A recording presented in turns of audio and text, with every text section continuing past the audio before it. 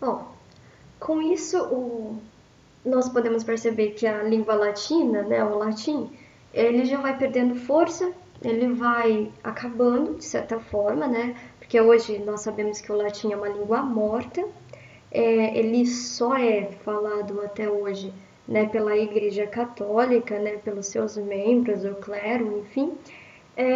Então nós podemos dizer o seguinte, que entre os séculos 15, aliás, entre os séculos 5 e 10 de nossa era, intensificou-se então o processo de diferenciação linguística regional que levou à crescente dialetação do latim e a sua progressiva transformação nas línguas neolatinas. Então é dessa forma que acontecem as línguas neolatinas. É com essa queda do império que o latim perde força, né? Que o latim literário, que era tão forte, que era o latim, né? Erudito, né? Ele vai perdendo força.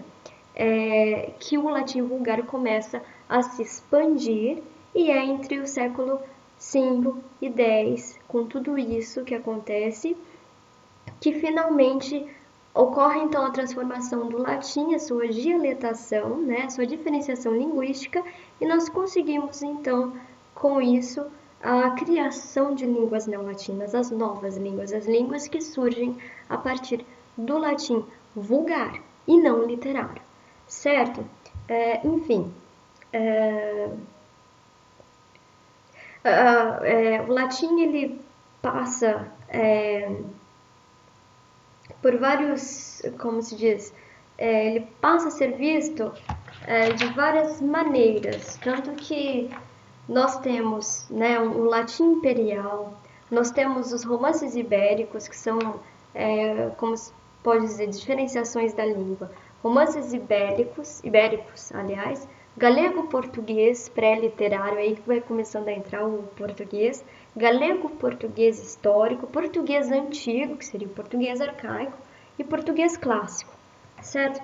Então, existem essas diferenciações.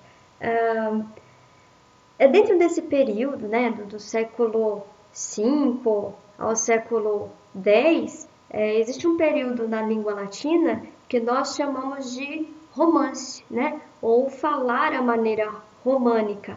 Já não se fala mais o latim, já não se trata mais do latim. Agora são os romances, uma variação, né, uma diferenciação.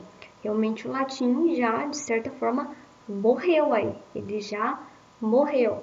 Então, com a sua morte, né, com a sua sepultura, como diz o Olavo Bilac, nós encontramos então o local ideal, né, para a proliferação, para o nascimento, né, a germinação de novas línguas, né, geradas pelo latim, né, são as línguas que nós podemos até chamar de indo-europeias, certo?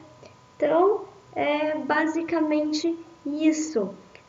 A partir do latim, nós temos as línguas mais influentes e disseminadas, né, que são elas, né, tanto no presente quanto no passado, do Ocidente para o Oriente, o português, o galego, o espanhol, o catalão, o francês, o provençal, o italiano e o romeno, certo? Então essas são as línguas geradas a partir da queda do latim, né, do fim do latim, a partir da sua diferenciação do latim vulgar, essas línguas foram geradas então.